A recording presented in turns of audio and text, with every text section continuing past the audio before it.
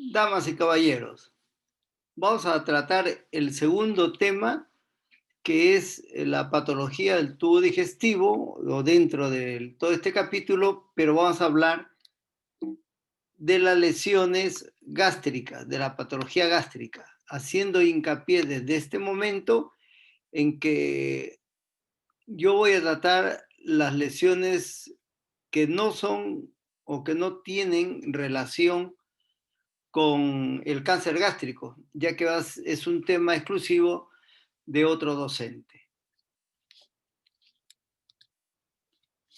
Empecemos entonces por los procesos inflamatorios. El primero y quizá el más frecuente de todos es la gastritis. La gastritis que puede ser gastritis aguda o gastritis crónica. Y la gastritis aguda es un proceso inflamatorio agudo, como su nombre lo dice, de la mucosa gástrica y que puede estar inclusive acompañada de algún sangrado.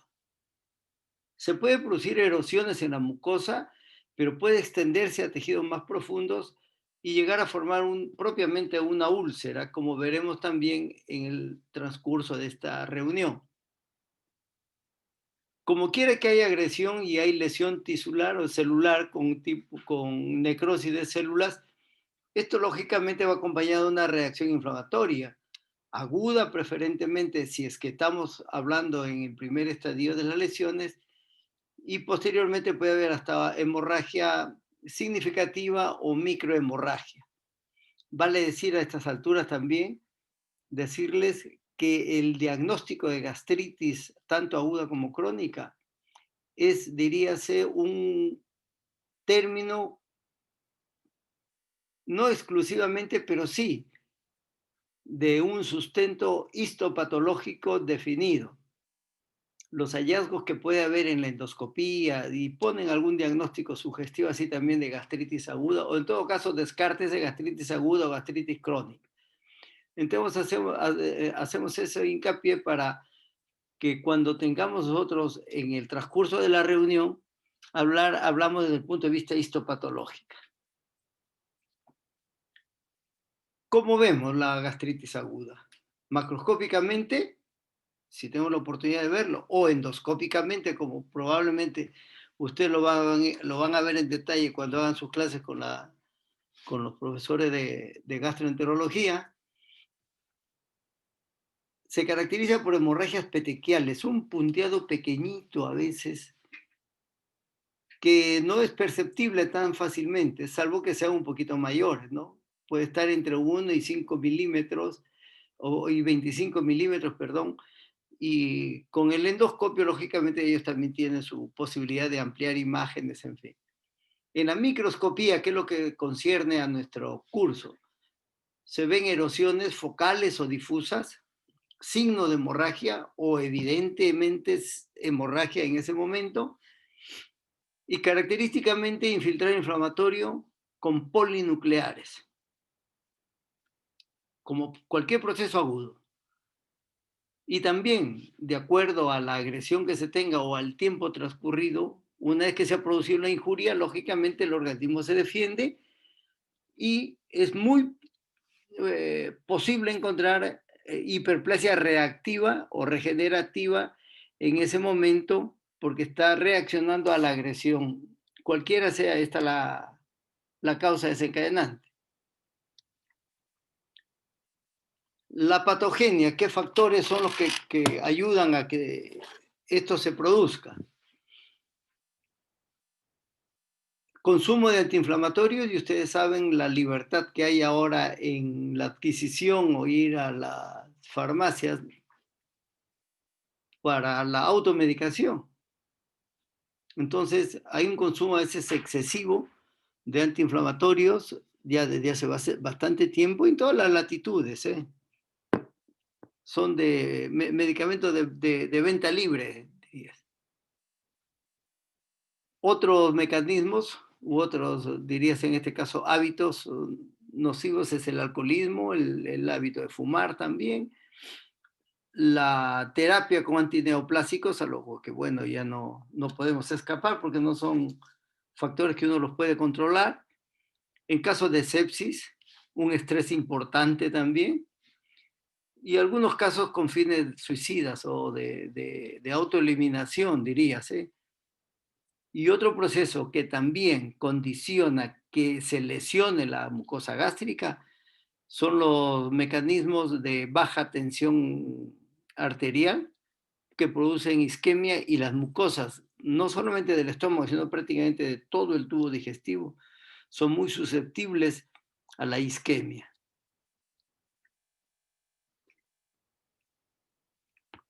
Hay algunos tipos de úlceras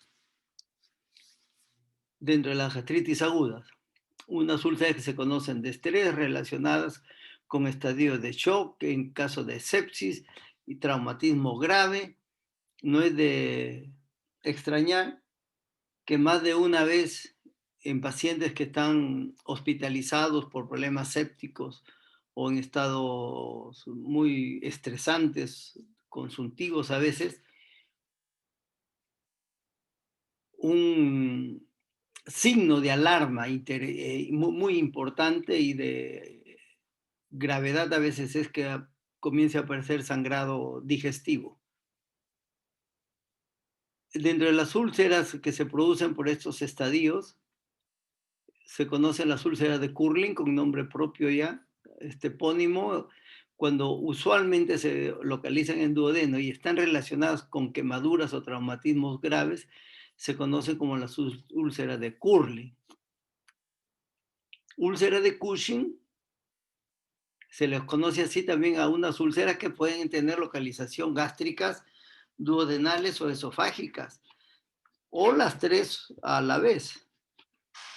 Y están relacionadas con lesiones cerebrales como eh, de repente algún accidente cerebrovascular, una meningitis, en fin, pero que tenga mucho compromiso encefálico, y se dice que estas tendrían o tienen un riesgo de perforación mayor que las anteriores. Macroscópicamente, ¿cómo veríamos el estómago? La figura de aquí de la izquierda. Miren ustedes ese color eritematoso, muy congestivo en toda la extensión de la mucosa. Y no tiene mayor alteración macroscópica, ¿eh? Tiene los pliegues bien conservados, no están muy deteriorados. Debe ser de una autopsia de una muerte muy reciente. Y acá en la fotografía de la derecha más bien se ve como indica la leyenda aquí, ¿no? Una gastritis aguda erosiva. ¿Qué significa erosiva? Que se ha producido erosión, es decir, se ha desprendido el epitelio superficial. No se ha comprometido toda la mucosa todavía, ¿no? Sino el epitelio superficial, mire, y el gran infiltrado o el componente inflamatorio aquí, preferentemente con polinucleares. Si además, en un caso eventual, encontráramos algún elemento que pudiera ser la explicación de este fenómeno, lógicamente hay que consignarlo, hay que ponerlo y ya estaría avanzado el diagnóstico, diríase, si es que se encontrara el factor desencadenante o la injuria. En la macroscopía, como veían ustedes en el diagnóstico, en el cuadro anterior, aquí esta es una visión endoscópica, lógicamente no es de mi especialidad, pero miren ustedes, esto punteado, rojo intenso que tiene, esa es una congestión marcada que hay, y no es raro que más de un foquito por acá esté sangrando, como en este caso, que también es otra endoscopía. Miren, no hay una, hay múltiples úlceras. Esa es una de las características de las gastritis agudas, inclusive de algunas úlceras agudas, como vamos a presentar tal vez también, que son múltiples, porque la úlcera péptica, por ejemplo, que son las úlceras crónicas, no son múltiples, por lo general. Aquí más bien son múltiples de diferente tamaño, como podrán localizarlo bien ustedes, y que tienen inclusive, evidentemente, signo de sangrado, que está dado por este material un poco rojo negruzco, dirías. Si tenemos la oportunidad de ver la histología, o para nosotros hacer el diagnóstico de gastritis aguda, ¿qué es lo que tenemos que ver? Primer lugar, el infiltrado inflamatorio. Tanto en el estroma o en la lámina propia, como en este caso, como veremos, por donde estamos pasando el puntero, y dependerá de la magnitud para que estos polimorfos nucleares tengan la capacidad de invadir, como vemos aquí, el epitelio, que puede ser muy severo, inclusive drenar, si es que vale el término, o en todo caso atravesar todo el epitelio y hacer uno que sean microabscesos dentro de la luz de las foveolas o de las glándulas. También eso es válido cuando hablemos de enteritis en ese aspecto, porque en la luz de las glándulas no puede haber polinucleares, no debe haber células. Si llegan ahí es porque han atravesado todo este camino que le estamos diciendo. Otro detalle que podríamos verlo algo aquí, ¿ya? Es que como hay agresión, inmediatamente el epitelio reacciona. Y una forma de reaccionar es hiperplasiándose o multiplicándose las células. Y aquí tenemos una hiperplasia reactiva que se caracteriza, ¿por qué? Porque tener a veces más de una capa de células. Algunas están en mitosis, como la que estamos viendo en este momento aquí.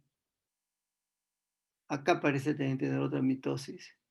Acá hay otra mitosis, donde estamos señalando en este momento. Eso es una expresión de una reacción a una injuria. Tenemos entonces una hiperplasia del epitelio, tenemos el infiltrado inflamatorio tanto agudo, a predominio polinucleares, que están tanto dentro del estroma o de la lámina propia como dentro del epitelio. La gastritis crónica es una enfermedad inflamatoria crónica del estómago, lógicamente, y que van desde una afectación superficial hasta casos extremos donde puede darse la atrofia de la mucosa y en algunos otros casos, que no son pocos también, la metaplasia intestinal. Es decir, la metaplasia intestinal es una manifestación histológica de inflamación crónica. La causa para el caso de la gastritis crónica es autoinmunitaria, que es un tipo de gastritis, y la otra es la ambiental, que es la más frecuente y la que vamos probablemente a desarrollarlo con más detalle nosotros. No hay duda ahora que ya la gastritis por Helicobacter es de la forma más frecuente de agresión bacteriana, inclusive podemos agregar, como agente causal de una gastritis crónica. Esta lesión o este tipo de gastritis se nota claramente en el antro y el cuerpo, más en el antro, pero puede extenderse hacia el cuerpo. Y eventualmente cuando la infestación es muy masiva, muy grande, si se quiere, podemos encontrar inclusive el Helicobacter pylori un poco más hacia arriba, hacia el fondo. La lesión que se produce en el caso de la gastritis crónica es el resultado de una reacción agresora, obviamente, por parte de las enzimas y toxinas bacterianas. Es decir, la presencia física del Helicobacter, en este caso que estamos hablando por Helicobacter, tiene su efecto ahí. Vamos a hacer ahora, hay un esquema para explicar algo de esto. Y lógicamente, a la injuria, a la agresión de esta bacteria, la reacción inflamatoria desencadenada, que ya es parte del organismo. ¿Cómo la vemos? Aquí en la histología cambia un poco a lo que ocurre en la señalada en la gastritis aguda. El infiltrado es clásicamente a mononucleares, leucocitos de células plasmáticas. ¿Dónde? En el corio. Puede haber, además de esto, polinucleares, es decir, no son excluyentes los cuadros, porque pudiera ser un proceso crónico que se le agrega un proceso agudo con la misma causa o con otra. Como esto es una reacción crónica, no es raro entonces que haya una hiperplasia de tejido linfoide, llegando a veces al extremo, como lo vamos a presentar en algunas fotos, de formar verdaderos folículos linfoides en la submucosa.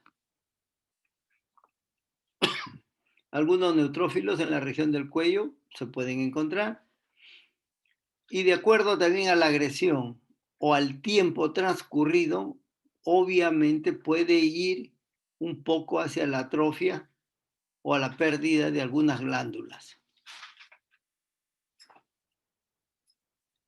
El Helicobacter pylori, si uno lo quiere asociar con ello, quiere descartar la posibilidad de que esto sea una gastritis por Helicobacter pylori, obviamente hay que tratar de identificarlo.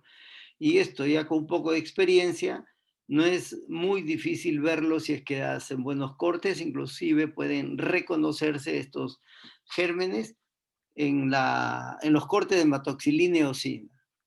Si esto tiene algún tiempo o la agresión es por una infección muy severa, puede ya llegar al caso de una metaplasia intestinal. Siendo esto, como ha ocurrido también en el caso del esófago, considerada ya una lesión preneoplásica.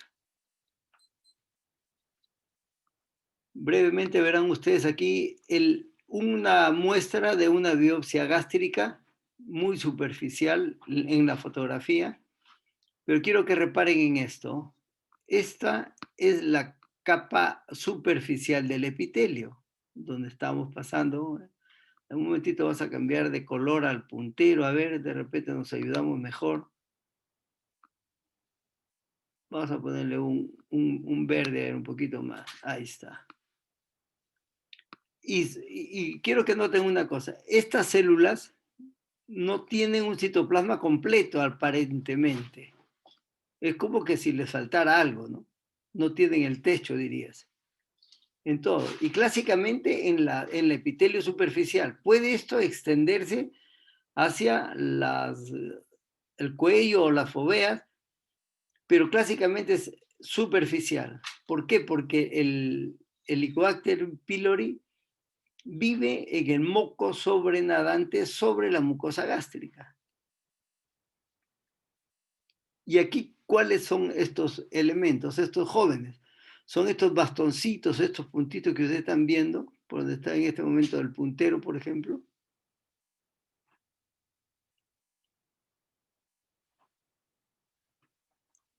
Muy pocas veces, mejor dicho, no lo debemos buscar dentro de las células, aunque a veces dice que pueden penetrar. Pero el bicho lo encontramos aquí en la superficie. Estos son los Helicobacter pylori, que están produciendo daño en la mucosa, ya les estaba refiriendo, por estos cambios en la morfología celular. Y que también en algunos casos parece que estuvieran hiperplaseándose, ¿no? Porque los núcleos no están muy regulares, están un poquito más arriba, más abajo. Se dice que la mejor tinción para demostrar que es el Helicobacter pylori, la de Warting-Starry, que son, en este caso, son estos bastoncitos que se pueden ver aquí en el centro, o adosados a la superficie o a la zona apical de las células. Pero esta coloración no es exigida porque en HS, si está bien hecha el procesamiento, es factible verlo. La gastritis crónica pueden clasificarse en 3 estadios o hasta y antes de llegar a otra calificación, como la gastritis crónica, por ejemplo, gastritis crónica superficial. ¿Cuál es esa? La que no, usualmente Iba a decir normalmente, pero no puede ser normal porque estamos hablando de patología, ¿no? Usualmente el compromiso, como vemos acá, de acuerdo por donde estamos recorriendo con el puntero, está confinado este infiltrado inflamatorio, como verán ustedes, severo, en el tercio superior del espesor de la mucosa. Y algunas ausencias de glándulas, porque aquí faltan algunas de ellas. ¿Qué ha ocurrido entonces? Que estas glándulas se han perdido. Entonces, si se ha perdido, va en desmedro de la función. Y si va en desmedro de la función, ya entramos al campo de la patología. Cuando este infiltrado, dice, llega a alcanzar las 2/3 superiores de la mucosa, estaríamos hablando de una gastritis crónica moderada. Y si alcanza hasta todo el espesor de la mucosa, se asume que es una gastritis crónica severa o profunda, según algunas denominaciones.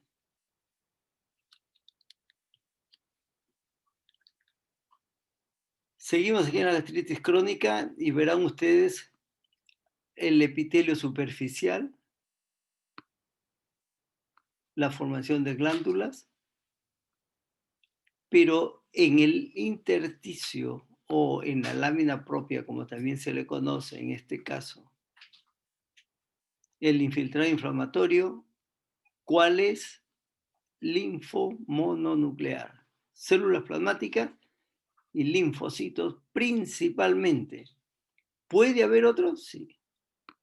Y hablamos solamente de este tipo de gastritis crónica, para no hablar de otro tipo de gastritis crónica, como podría ser el caso de tuberculosis, otro elemento que ya hay encontrado otros elementos inflamatorios.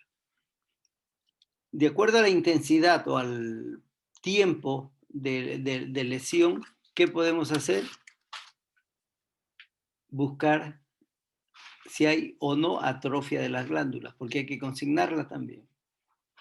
Puede ser una gastritis crónica superficial con o sin atrofia. Y puede ser una gastritis crónica profunda, severa, con o sin atrofia. Pero una de las características justamente de las gastritis crónicas es que tengan alguna atrofia, aunque sea mínima. Decíamos que a veces el infiltrado, el conglomerado linfocitario es tan denso que llega a formar verdaderos folículos como en el presente caso. Pero aquí también podemos corregir algo. Hacia la mano derecha, donde está aquí el puntero, por ejemplo, y alguna de estas por acá, se notan que son glándulas.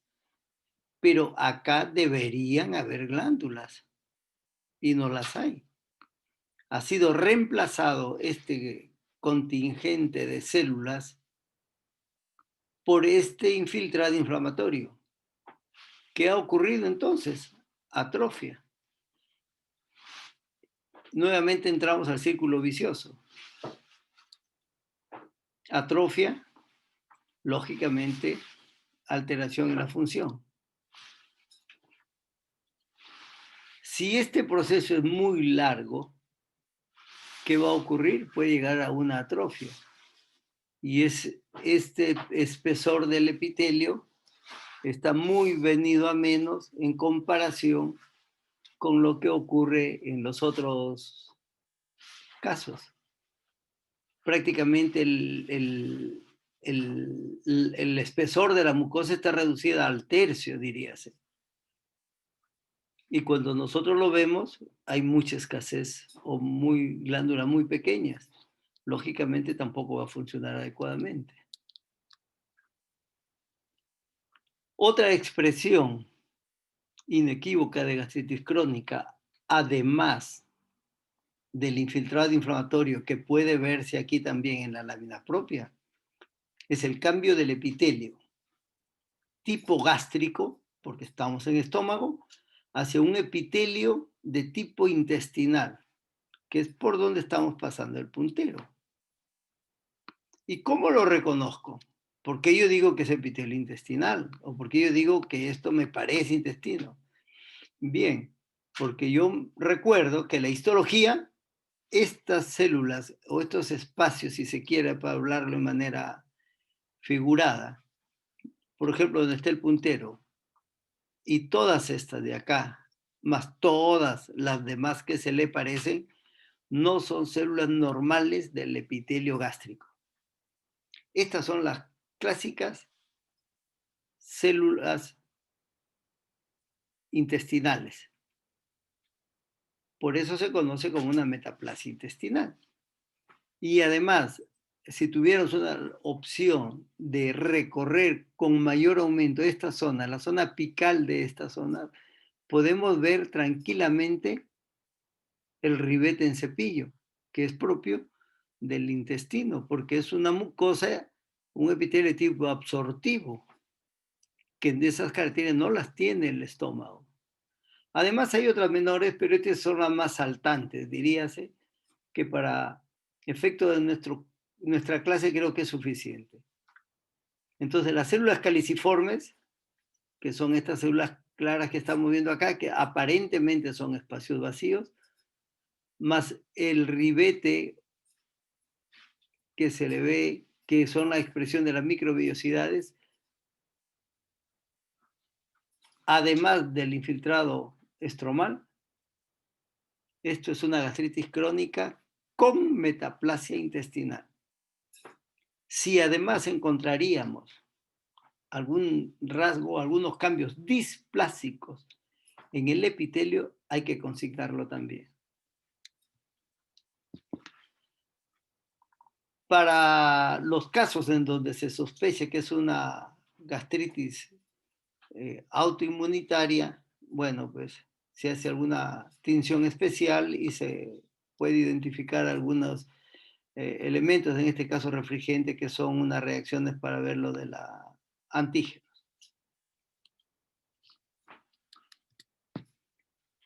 Dejamos por un momento tranquila las gastritis y vamos a pasar a la otra patología que es más o menos frecuente en nuestro medio, aunque ha mejorado mucho el tratamiento y la historia natural de esta enfermedad. Cuando yo estudiaba hace ya también varias décadas, había operaciones por úlcera gástrica, gastrectomías, vagotomías y piloroplastías, vagotomías tronculares y una serie de combinaciones que podía haber, que no había prácticamente tratamiento médico de tanta confianza como hay ahora. Ahora, por definición, la enfermedad úlcero-péptica, como también se le conoce, la úlcera péptica tanto gástrica como duodenal, es una entidad meramente médica. Excepcional es que nosotros recibamos en patología una gastrectomía por úlcera péptica, mejor dicho. Y este es uno de los últimos casos que hemos tenido en nuestro departamento. Una gastrectomía, pero lo sacaron no porque se estuviera pensando que esto fuera una neoplasia o porque era la primera opción, no, lo que pasa es que era un poco rebelde esta úlcera y además ya tenía algunas complicaciones. Entonces se evaluó y decidieron que lo podrían operar y este paciente, miren, la úlcera que tiene aquí alcanzaba casi un par de centímetros de diámetro mayor, pero los bordes más o menos regulares, diríase bien definidos, no tiene la confluencia como tienen las neoplasias, que lo verán seguramente cuando hablen con el profesor encargado de la otra clase, y los otros pliegues están más o menos preservados. Sin embargo, en la zona antral, que es esta de acá, la más próxima, porque por aquí estaría el píloro, un aplanamiento de la mucosa, de los pliegues de la mucosa, que es un rasgo muy importante desde el punto de vista endoscópico o macroscópicamente, nosotros, si es que tenemos la opción o la oportunidad de ver el estómago, de ver un proceso crónico en esa zona. Bien, entonces, ¿qué es la úlcera péptica? Para el caso del estómago, porque también puede haber úlcera péptica, lo vamos a mencionar por lo menos de otra ubicación. Como es en el duodeno, le siguen frecuencia, lógicamente. A veces por una ectopía puede haber mucosa gástrica a nivel del tercio terminal del esófago y puede haber una úlcera péptica también. Y eventualmente, una o dos veces lo hemos visto también, esos casos raros de que pudiera haber una úlcera péptica en divertículo. Pero lo usual es que sea aquí, y ahí vamos a entrar. Después seguramente ustedes lo van a ver en el curso de gastroenterología en detalle. Definición entonces, son lesiones con pérdida de la mucosa, obviamente, ya no solamente el epitelio superficial, sino la mucosa. Quiere decir que puede estar rebasando y que de hecho la rebasa la muscular de la mucosa. Ese es un detalle importante desde el punto de vista histológico. Y puede atravesar toda la pared, por supuesto, eventualmente perforarse. El tamaño es variable, pueden ser únicas o múltiples. Acción de agentes agresores como el ácido es una de las clásicas. Algunos autores decían, ¿no?, que no puede haber úlcera sin acidez. Una evolución lenta casi siempre, evolución lenta, y conocida como úlceras pépticas.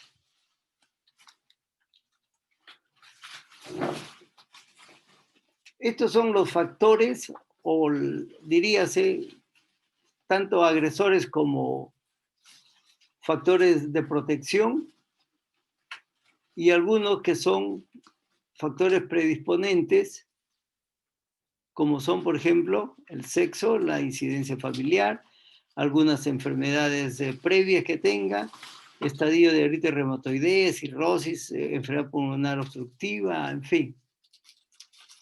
Estos son factores predisponentes. Factores agresores: aumento del ácido, la acción de la pepsina, la masa celular, hiperplasia de células G para que produzcan gastrina de repente, la motilina, gastritis activa con presencia de Helicobacter pylori. Esos son los factores agresores. Factores desencadenantes: el uso de alguna droga, algún medicamento que tenga potencialidad ulcerogénica, estado de estrés, esteroides adrenales, que puede ser de vía exógena, obviamente, la nicotina. Todos estos factores, ¿contra qué?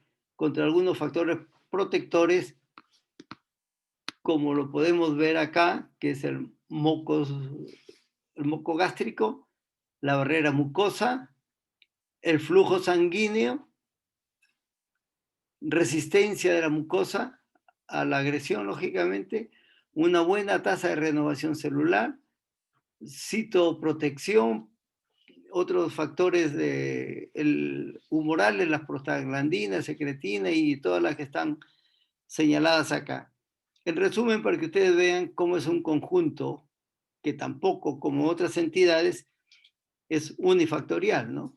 Tenemos factores agresores, factores predisponentes, algunos factores que son capaces de desencadenar el proceso contra toda esta barrera de protección que estamos señalando aquí, en este caso en el recuadro verde.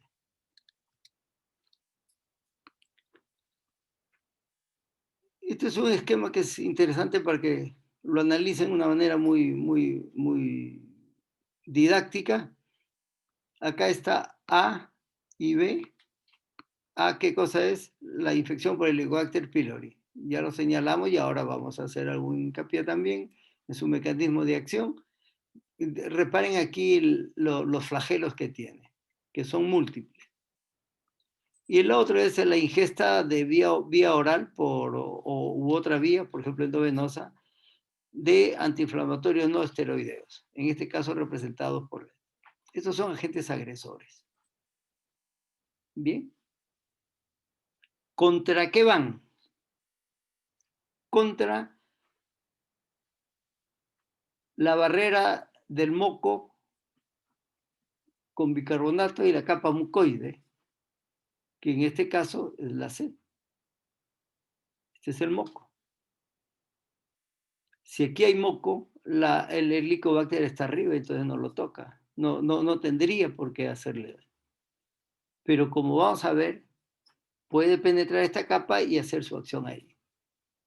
La otra barrera de defensa es la D, que es la membrana, el epitelio con su membrana apical, lógicamente, la cohesión, la unión que hay entre las células, para que ellos se defiendan entre ellas, y los factores de crecimiento que también defienden y hacen que la célula sea más fortalecida o que en todo caso se pueda replicar para que pueda defenderse de la agresión en caso de que alguna de ellas sucumba.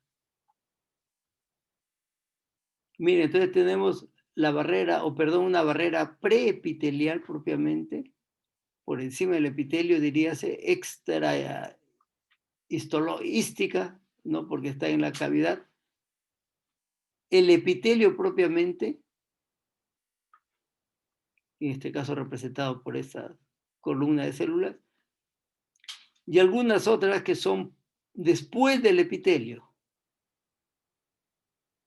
como es el flujo sanguíneo. Es decir, si no hay buena irrigación, como cualquier otro tejido de la economía, va a ser muy frágil. Si a la inversa, si hay buena irrigación, buen aporte sanguíneo, no solamente que haya buena calidad de vasos, sino buena calidad de sangre que llegue también en condiciones necesarias, con una presión adecuada, etcétera, tiene entonces que tener un buen mecanismo de defensa, como cualquier otro tejido de la economía que debe tener buena capacidad de recibir los nutrientes a través de la vía sanguínea. Además de eso, también se produce una remoción de iones y después, si es que este equilibrio se rompe en algún momento, ¿qué va a aparecer? Se rompe la capa mucosa, se rompe el primer mecanismo de defensa que tenemos o que tiene el estómago, lesiona el epitelio y se produce la muerte celular.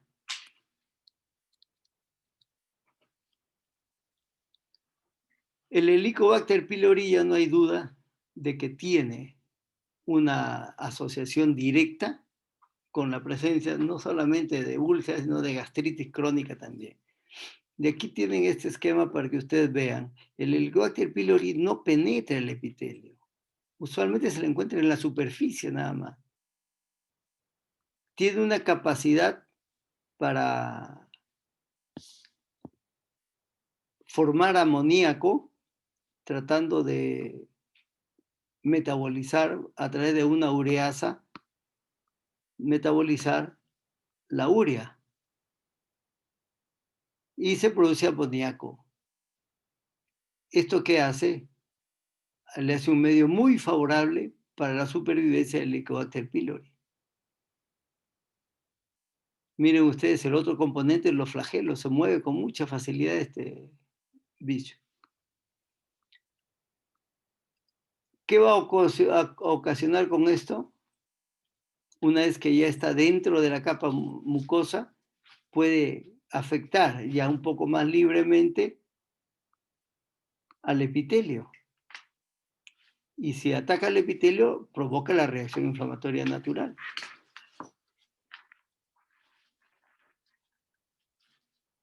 Se produce también una adhesión a células epiteliales por unas adhesinas que tiene el Helicobacter en su superficie. No la penetra, es curiosa, es interesante este mecanismo. Mediante esta expresión genética, puede el Helicobacter pylori alterar las rutas de señalización dice, y reordenamiento del sitio esquelético.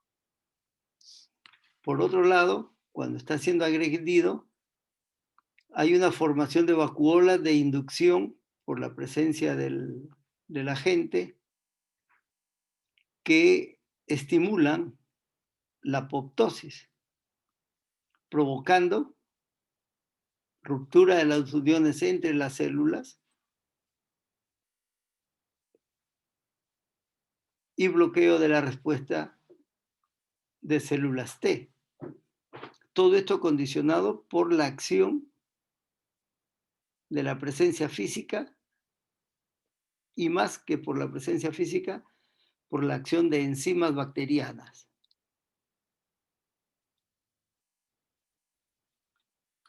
Entonces, la úlcera péptica gástrica para este caso, pero puede extrapolarse esto también para la del duodeno, con unas diferencias clínicas muy significativas que lo van a ver ustedes en su correspondiente curso.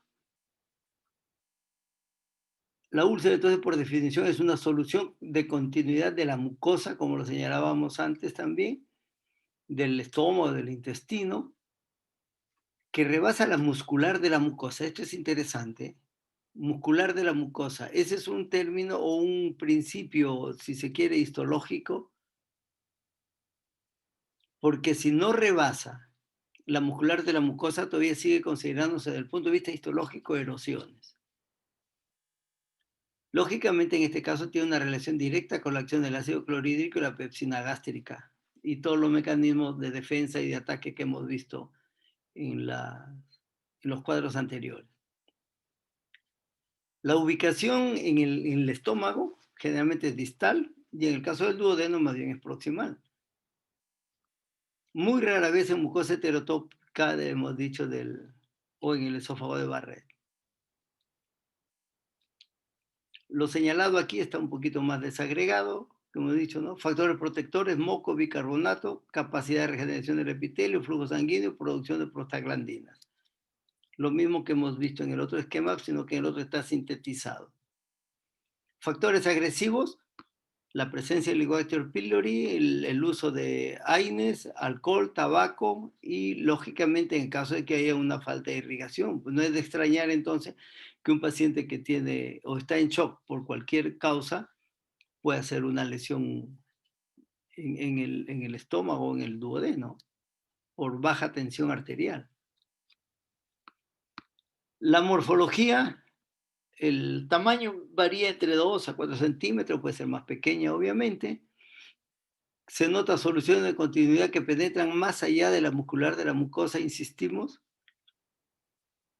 y muchas veces llegan a la muscular propia y eventualmente se perforan, que son, les decía yo al inicio, muy pocos casos hemos recibido en los últimos años de gastrectomías como tratamiento curativo para la úlcera péptica.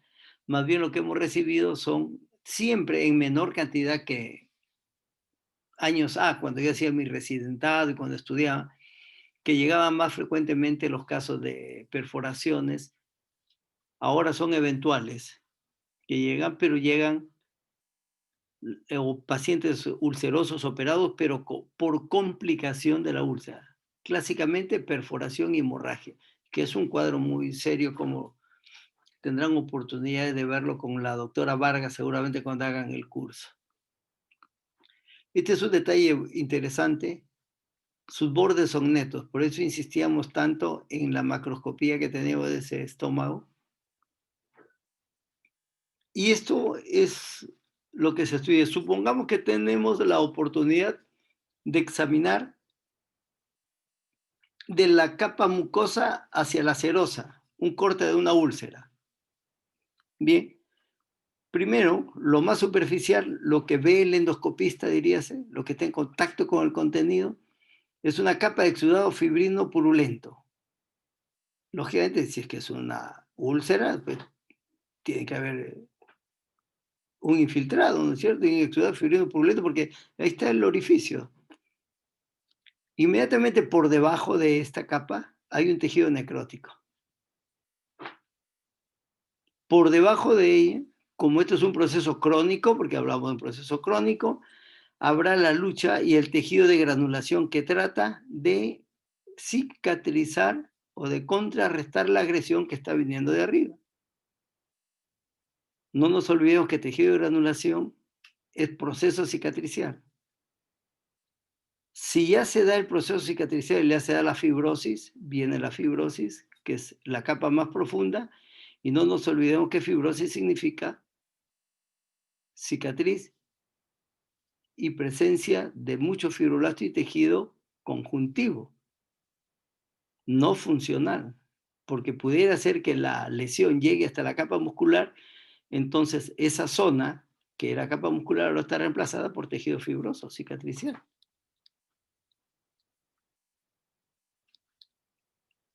La localización de la úlcera péptica gástrica se dice clásicamente o preferentemente hacia la curvatura menor y asociadas a gastritis crónica. Cuando más bien se encuentra en la curvatura mayor, es más posible que esto sea al uso de antiinflamatorios no esteroideos. Sin que esto sea una camisa de fuerza, ¿no? Para decir, no, está en la curvatura menor, de toda manera es asociada a gastritis crónica. No. Las frecuencias son las que estamos señalando en este momento. Y estas fotografías que hemos tenido que sacarle del internet también es para que vean aquí, esta es endoscopía, esta es la mucosa, y aquí viene este tremendo hueco, este cráter enorme, la úlcera. Aquí a mayor distancia se ve la úlcera. Miren ustedes cómo los pliegues confluyen aquí, desaparecen en esta zona, lógicamente porque es una lesión, no es mucosa, es el hueco de o la depresión de la úlcera. Este es un poco más grande. Aquí tiene el fondo también no es muy sucio, pero parece que hubiera un sangrado reciente por ahí. ¿Para qué? Para diferenciarlo seguramente después cuando hablen con el profesor, creo que es Campoverde, no me acuerdo ahorita su apellido, pero que le va a hablar de cáncer cuando le va a decir que la superficie de las lesiones ulceradas de los cánceres de estómago son superficies sucias o fondo sucio también se le conoce. Otra úlcera grande, irregular tamaño, y que ha provocado una retracción del antro. Y nuevamente nuestra úlcera que están viendo ustedes acá. Y estas son las capas desde el punto de vista histológico. Donde vamos pasando el puntero, verán ustedes que hay mucosa todavía. No está normal, no, obviamente, aquí está desflecada, que puede ser por una cuestión del el manejo, la manipulación que ha tenido el espécimen, o como consecuencia del mismo proceso. Un infiltrado inflamatorio, en este caso aquí, y miren aquí este detalle, un folículo bien definido, que nos indica que este es un proceso crónico. Muy bien, aquí se pierde el epitelio y empieza el cráter, como se puede ver. ¿Se acuerdan que decíamos arriba, en la parte más superior? Un exudado fibrino purulento, aquí arriba. Por debajo de él, tejido necrótico, que es el de acá. ¿Y por qué podemos reconocerlo? Porque se fractura, se facela fácilmente, porque como está necrótico, no tiene pues mayor cohesividad y se desprende. Entonces tenemos las dos principales capas. Un poco más abajo, en esta zona, que es la parte de defensa del organismo, en este caso del estómago, ¿qué va a tratar de hacer esto? De cicatrizar arriba, ¿verdad? Y la cicatrización se lleva a cabo por un tejido de granulación. Poco más abajo, acá tenemos, miren, todavía algunas glándulas remanentes, se pierde aquí las glándulas, esta es la zona más superficial, y aquí tenemos tejido de granulación. ¿Qué lo caracteriza al tejido de granulación como cualquier otro tejido de granulación de otra ubicación? Por eso decimos tejido de granulación hace mucho neobaso,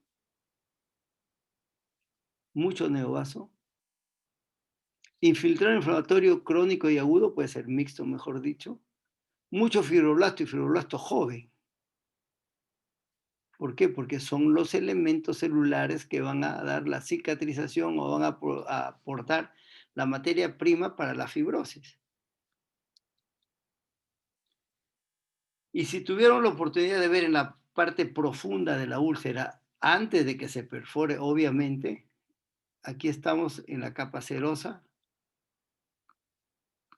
¿Y cómo la reconocemos? Por este vaso grande que tenemos acá. Es una arteria de buen calibre y buen espesor de la pared. Miren que hay otro infiltrado inflamatorio, perdón, un folículo de infiltrado inflamatorio, obviamente. Y esta es la zona más superficial de la zona de la úlcera. ¿Por qué la reconocemos? Porque se está desprendiendo el tejido. Entonces, el exudado fibrino purulento por encima, el tejido necrótico más abajo, el tejido de granulación y más profundamente el tejido fibroso. No nos olvidemos que cuando esto cicatrice, si es que cicatriza completamente, ya no va a haber, y aquí tampoco lo podemos reconocer, excepto en algunos foquitos aquí, por ejemplo, podría ser, donde podemos reconocer algo de músculo liso, que es el músculo o la capa muscular propia. No lo vemos, ya está alterado completamente eso, y eso va a ser pues una cicatriz. ¿Qué va a provocar esto en algún momento, eventualmente? Como hay fibrosis, hay retracción, hay deformación de la zona anatómica y eventualmente podría producir un síndrome pilórico. Se acorta, se disminuye la capacidad distensil del músculo y lógicamente puede provocar un cuadro complicado de una retención gástrica. Muy bien, aquí les dejo esta fotografía que la pueden encontrar en cualquier literatura de los profesores Marshall y Warren, que fueron los que describieron, insistieron, redescubrieron, mejor dicho, porque la primera descripción data de 1800 y tantos, creo, de la presencia de algunos bichos en el estómago. Estos autores, creo, alrededor de 1970 y tantos, 80 y tantos, creo, aproximadamente, 79, 81, describen nuevamente, redescriben, mejor dicho, este bicho que tenía inclusive otro nombre, que era Campylobacter, ahora es Helicobacter pylori, y lo asociaron con una serie de experimentos que hicieron ellos mismos inclusive con su propio cuerpo para la determinación y la asociación entre la infección bacteriana, que en este caso es el Helicobacter pylori, con la presencia de gastritis, de úlcera y alguna teoría propuesta también para que hubiera tal vez una relación después de todos estos procesos que tiene de hiperplasia o de metaplasia que tiene el epitelio, podría ir a la displasia y después a la neoplasia, que es una de las posturas o de las hipótesis propuestas para, hasta ahora que yo tenga conocimiento, es el único agente bacteriano que tiene más o menos aceptación ya con o como causa determinante para la aparición de neoplasias malignas. En el caso del estómago, con adenocarcinoma y también con la presencia de linfoma gástrico. que es el tema que nosotros no vamos a entrar porque no nos corresponde, pero vale la pena que se conozca. El caso de los linfomas gástricos, por ejemplo, brevemente nomás para no robarle el show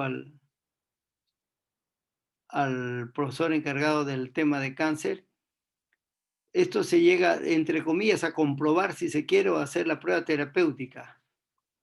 Pacientes que tienen linfoma y que tienen el Helicobacter pylori, se ensaya un tratamiento contra el Helicobacter pylori, la erradicación del Helicobacter pylori con un buen tiempo y lógicamente bien llevado, bien controlado los pacientes, y se ha visto que reduce el tamaño del tumor, si es que no desaparece, haciendo obviamente una buena relación causa-efecto. Muy bien, jóvenes, hasta este momento los dejo y ya tenemos la clase de patología intestinal grabada también, que es parte de la primera semana que vamos a tratar sobre patología gástrica.